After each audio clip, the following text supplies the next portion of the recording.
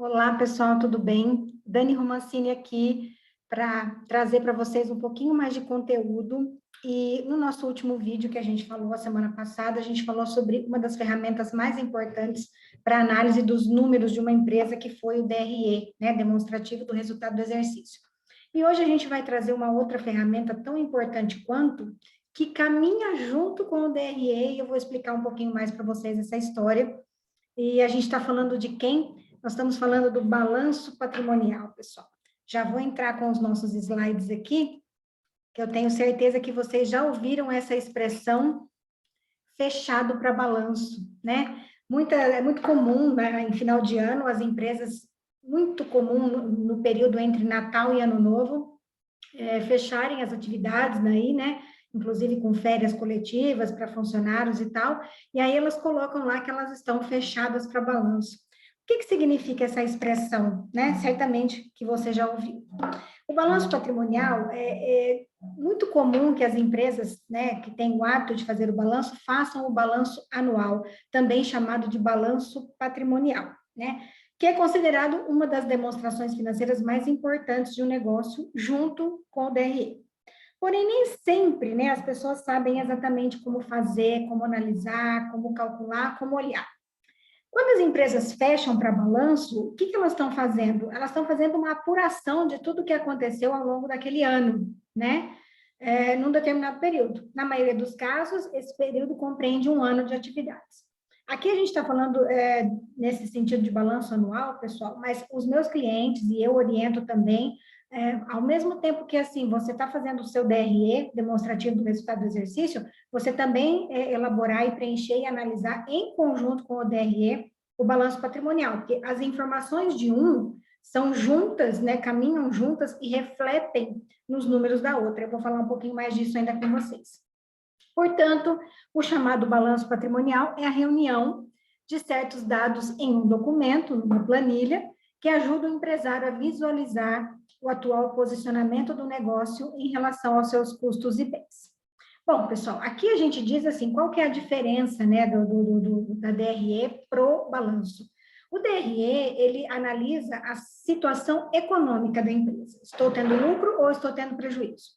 E o balanço, ele analisa a saúde financeira da empresa, resultados econômicos e resultados financeiros, são diferentes, né? Eu quero saber assim, ó, eu tenho liquidez para pagar as minhas contas? Como é que está o meu patrimônio líquido, né? Então, assim, são análises que eu vou mostrar para vocês aqui quando a gente chegar na hora da prática, né, de trabalhar com a planilha. Bom, o balanço patrimonial é dividido em três partes, né? Algumas pessoas consideram só duas partes, seria o ativo e o passivo. O que é ativo? Tudo que a empresa possui como bens, itens do estoque e aplicações que podem gerar benefícios econômicos no futuro e também o seu imobilizado, como está aqui os bens, né? Passivo são as obrigações financeiras da empresa, contas a pagar, né? Todos os compromissos já estão assumidos, né? As dívidas e contas a pagar. E o patrimônio líquido, que nada mais é do que a diferença entre um e outro. E aí é um detalhe muito importante sobre patrimônio líquido, guardem esse nome aqui, porque a gente vai falar um pouquinho dele lá no final. Então, essa é a estrutura, são três colunas, né? Na verdade, o nosso modelinho aqui, que eu vou explicar um pouquinho mais para vocês. E aí, para que serve o balanço patrimonial? Então, lá, como eu falei para vocês, juntamente com o DRE, o balanço demonstra a situação financeira e patrimonial de uma empresa em um determinado período, né? Junto com o DRE, é considerado uma das demonstrações mais importantes que a contabilidade e a administração, a gestão de um negócio precisa. É como se fosse uma foto da empresa. E aí, esse é o X da questão que a gente vai explicar direitinho para vocês. Com ele, é possível extrair uma série de análises financeiras e verificar várias situações distintas. Por exemplo, o saldo das contas a receber. Se sua empresa tem, né, vendas a prazo, você consegue analisar esses valores e comparar, que é o mais importante. Por isso que eu acho que é bacana você fazer o seu balanço mensalmente. Da mesma forma que a gente compara as colunas no DRE, né, mês a mês, o que aconteceu, a evolução de determinados números importantes ali, no balanço também você consegue fazer esse comparativo da foto que você tira num determinado momento, 30 dias depois, o que aconteceu com aqueles números, melhoraram ou não melhoraram. Então, vamos ver na prática, pessoal? Vamos analisar um modelinho básico, como as nossas planilhas aqui, já preenchido com algumas informações hipotéticas, para a gente mostrar como você preenche, né, como você usa as informações que você tem e também as análises financeiras que podem ser feitas. Então, eu vou parar um pouquinho o compartilhamento para a gente entrar em outra tela. Vamos lá. Bom, pessoal, aqui está a nossa planilha, né? Balanço patrimonial gerencial, tá? Isso é muito importante que você coloque todas as informações possíveis aqui. Então, vamos lá, como eu mostrei para vocês, nós temos 3 colunas, né? A coluna do ativo, a coluna do passivo, aqui está o patrimônio líquido, e aqui eu considero essa terceira coluna, que são as análises financeiras que a gente faz com os números que a gente analisa, que são fórmulas automáticas que a gente analisa com as informações do balanço. Bom, pessoal, vamos começar pela coluna do ativo. O que são ativos, né? Como a gente viu lá no slide, é tudo que a empresa tem de recursos. E aí eles são classificados aqui nessa coluna daquilo que é mais dinheiro para aquilo que é menos dinheiro. Nossa, como assim mais dinheiro, menos dinheiro? Você vai entender. Dinheiro que está no caixa. O dinheiro que está no caixa, ele já é dinheiro. As notinhas estão ali guardadinhas. Saldo no banco também já é dinheiro. Contas a receber já é um pouquinho menos dinheiro, porque eu dependo de receber essas contas dos meus clientes. Cheques predatados a receber também, inadimplentes e podres. Pessoal, aqui cabe uma ressalva, isso aqui é uma questão meramente conceitual que eu utilizo como metodologia aí para ensinar né, nas minhas consultorias presenciais. O que são inadimplentes, né? Porque é muito importante a gente definir a metodologia e como você vai calcular esses valores, para que você tenha uma regra e utilize sempre a mesma regra aí no seu negócio, justamente quando você for fazer a comparação, você está comparando dados que são analisados no mesmo período, tá? Inadimplentes, eu considero contas que estão em aberto há até 90 dias para trás. Então, da data de hoje até 90 dias para trás, o que eu tenho de contas a receber em aberto? Que eu considero inadimplente, né? Então, tipo assim, ainda tem uma possibilidade razoável de receber. E contas podres, como o próprio nome diz, são contas que estão em aberto há mais de 90 dias. Então, assim, depois, né, me tornei inadimplente e passou 90 dias, me tornei uma conta podre, né? Ou seja, a chance de eu receber esse valorzinho já é bem mais complicada. E aí eu chego num subtotal aqui de 54 mil reais com esses valores hipotéticos aí que a gente lançou. Pessoal, eu vou colocar um conceito aqui para vocês que não está nos nossos slides, mas que é muito importante, né? Mesmo como eu sempre falo aqui, mesmo que a gente queira simplificar ao máximo a explicação, existem alguns conceitos que vocês precisam aprender, tá? Esse primeiro subtotal aqui é chamado de ativo circulante. Por que ativo circulante? Porque ele entra e sai numa velocidade muito grande, né? Então, é o que mais circula, por isso que é chamado de ativo circulante. Aqui para baixo, como a gente colocou, né, existem os nossos estoques. Então, aqui, esse exemplo aqui, eu considerei um posto de combustível. Então, nós temos um estoque de combustível aqui e temos um estoque de produtos para revenda, no caso de lojas de conveniência ou de lubrificantes e óleos, enfim, outros produtos. Esse segundo subtotal aqui, que está me dando 75 mil reais, eu considero um ativo não circulante, né? Porque ele demora um pouco mais para circular. E aí, pessoal, deixa eu contar uma coisa para vocês. Quando eu considero o meu valor de estoque, tem muita gente que tem dúvida disso, o valor de estoque ele tem que sempre ser considerado como preço de custo, tá? Valorizado a preço de custo, o valor que eu paguei daqueles produtos. Aqui, créditos com coligadas, e aí se você faz parte de um grupo econômico e transaciona valores entre as unidades, se você tiver crédito, né, se você tiver valores a receber de outras unidades do grupo, e outras contas a receber aí, no caso, se você tiver outras operações que não inerentes ao negócio aqui, só para você informar isso no balanço.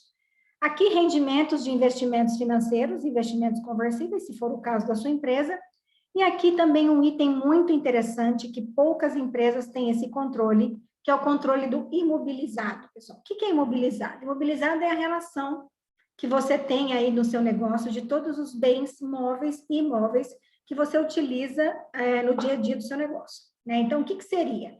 Todas as suas instalações, né? Ar-condicionado, computadores, mesas, cadeiras, né, tudo que faz parte do seu ambiente de trabalho, e se o terreno, se o prédio onde a sua empresa estiver instalado for seu, também o valor desse imóvel, se a sua empresa tiver veículos, frota, os valores desses veículos, sempre considerando, pessoal, o valor de mercado, né? Se eu tiver que vender este bem, por quanto que eu conseguiria de valor aí no mercado. Bom, maravilha. Se eu não tivesse nenhum compromisso a pagar, teria um valor aí de R$329 mil como ativo do meu negócio. Mas, como nem tudo são flores, né? Para quem tem um negócio, obviamente, nós temos o nosso passivo, as nossas obrigações a pagar. O que são obrigações a pagar aqui, pessoal? Também tem alguns macetinhos para vocês aprenderem. Fornecedores a pagar. Lembrando aqui, pessoal, como eu falei que isso é uma foto que a gente tira das finanças, dos números da empresa, quando você for fazer isso na sua empresa, se você ainda não faz, você tem que pegar todos os documentos da data em que você estiver fazendo o seu balanço até o último lançamento. Então, nós colocamos a data aqui no nossa planilha de 4 de maio de 2001, que é o dia que nós estamos gravando esse vídeo. Então, nesta data de hoje, até o final dos lançamentos, né, eu tenho 25 mil de fornecedores a pagar. E assim com todas as outras informações que você colocar aqui, tá? É sempre da data que você está fazendo até o último lançamento que você tem aí, tanto a receber quanto a pagar. Cheques predatados a pagar, se for o costume aí da sua empresa. Saldo de folha, pessoal. Por exemplo, aqui, como eu estou preenchendo essa planilha dia 4 de maio, eu ainda não fiz o pagamento da folha do 5º dia útil aqui, do escritório, ou dessa empresa. Então, estou colocando aqui que eu tenho ainda, para esse começo de mês, ainda tenho esse saldo de folha de pessoal a pagar. Juros a pagar não é o caso. Aqui você também consegue calcular qual que é a provisão de 13º e férias aí da sua equipe, né? Eu deixei em branco porque algumas empresas têm regras próprias aí de ir acertando isso. Umas pagam no mês do aniversário, outras pagam, né, metade no aniversário, metade no fim do ano, vão acertando um pouquinho as férias e dividem as férias aí ao longo do ano. Enfim, cada uma tem a sua política.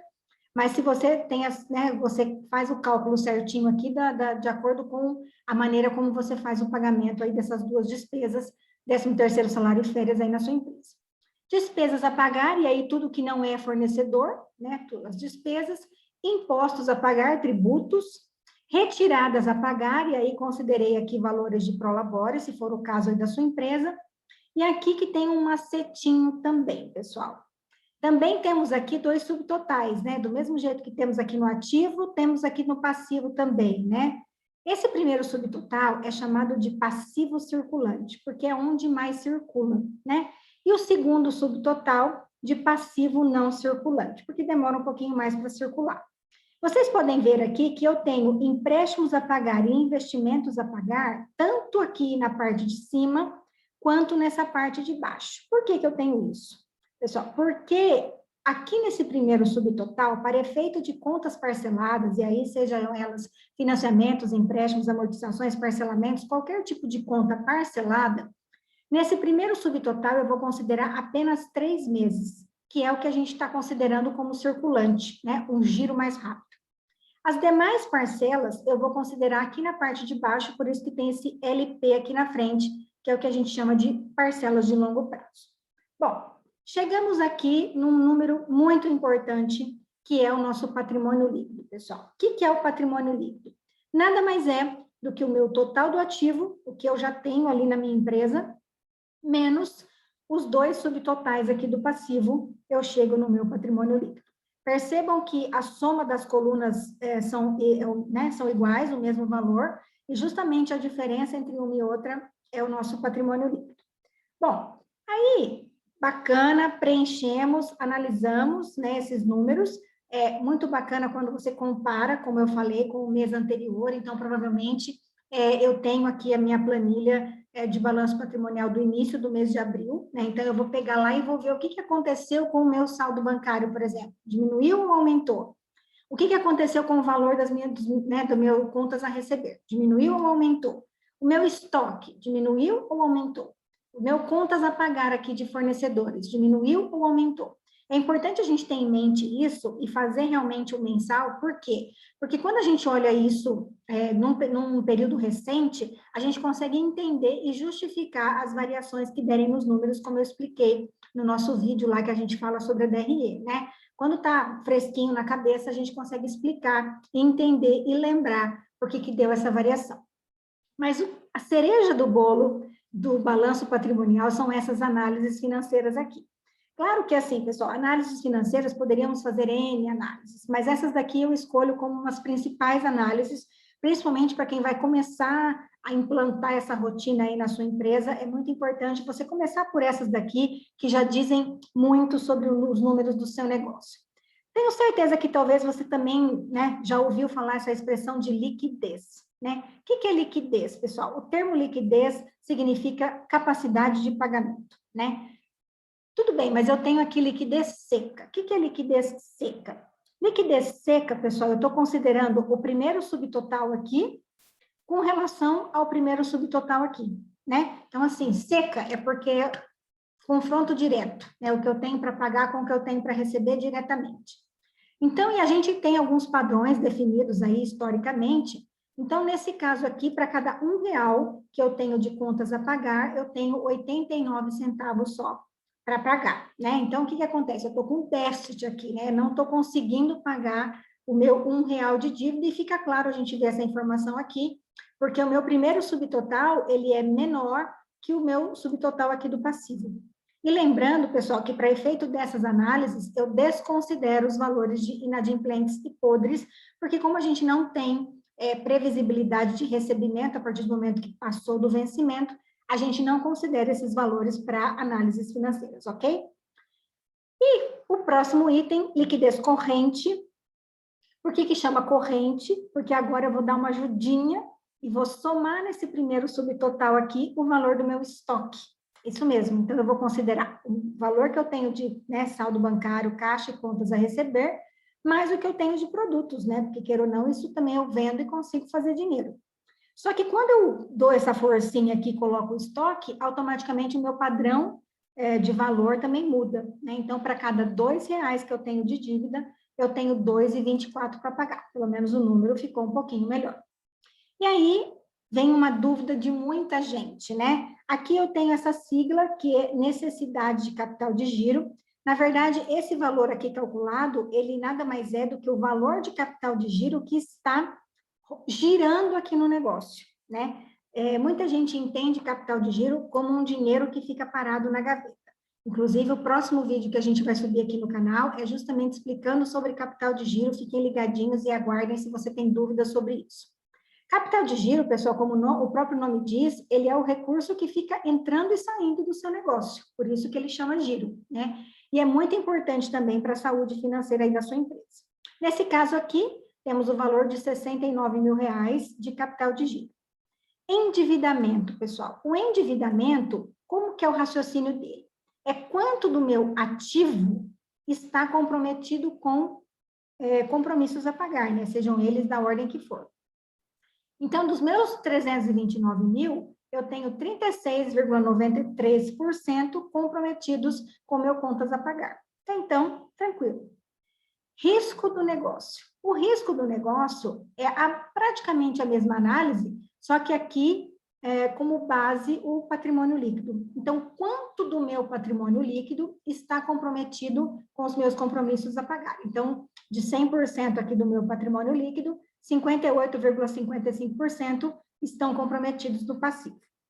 Qualidade da dívida, historicamente, conceitualmente, pessoal, a gente considera uma dívida boa uma dívida de longo prazo. Por que isso? Na análise do balanço, quanto mais prazo eu tenho para pagar um compromisso, melhor eu ajusto o meu fluxo de caixa, menos eu sinto, né? Mas eu encaixo isso, principalmente para quem trabalha com vendas a prazo, mas eu encaixo isso juntamente com o meu prazo médio aí de recebimento dos meus clientes. Então, por isso que a gente considera que uma dívida boa, no curto prazo, seria 40%, aqui no caso, 45,68%. Passou um pouquinho, mas bem aceitável. Bom, pessoal, como a gente sempre fala aqui, as nossas planilhas são simples, e como eu sempre digo também, né, planilhas de balanço na internet existem aos montes. Mais importante que isso é ter todo esse critério de pegar as informações na mesma database, preencher cuidadosamente, preencher, assim, analisar realmente até o último lançamento. Muita gente confunde isso e tenta pegar de um mês só. Não, assim, ó, se você tem 12 meses de lançamento, você tem que pegar todo o período. São as dúvidas mais frequentes que a gente ouve quando a gente está ensinando as pessoas a preencherem o balanço. E mais do que isso, como eu falei, é analisar os números, analisar esses indicadores financeiros que são muito importantes, e mais do que isso, corrigir, né, analisar e comparar com os resultados que você teve nos meses anteriores, até para você entender que rumo que a coisa está tomando. Estou melhorando ou estou piorando, principalmente no que diz respeito aos índices de liquidez, tá? Então, essa foi a nossa explicação aqui da planilha, e eu quero voltar para compartilhar com vocês os nossos slides de novo. Aqui. Bom, a gente viu na prática, então, como é que funciona a planilha. E aí, quais são as vantagens, né, de você implantar isso aí no seu negócio, se você ainda não faz? Conhecer a real situação patrimonial do seu negócio. Como eu falei, gente, muita gente não faz nem o controle do imobilizado, né? Não tem nenhuma relação de todos os bens, de todos os equipamentos móveis e utensílios aí que você usa no dia a dia da sua empresa. E se você comprou isso com o dinheiro da sua empresa, isso é um recurso que faz parte, né, do patrimônio da sua empresa, literalmente. Então, quando você faz esse levantamento de maneira correta, e como eu disse, sempre valorizado com preços de mercado, você tem a real situação de tudo que a sua empresa tem, né? Então, ter uma relação de todos os bens, direitos e deveres financeiros em mãos, né, complementando aqui o primeiro item, possibilidade de calcular e apresentar a distribuição dos lucros aos sócios. Então, assim, se você tem um sócio, mais importante ainda você ter essa clareza e essa transparência com essas informações. Facilidade de montar um planejamento tributário, que isso é muito importante, e muitas empresas, os micro e pequenos empresários, não dão a devida importância para a questão do planejamento tributário. A gente, inclusive, já falou um pouco aqui sobre isso, nos nossos perfis também no Instagram, a gente também fala um pouquinho sobre isso.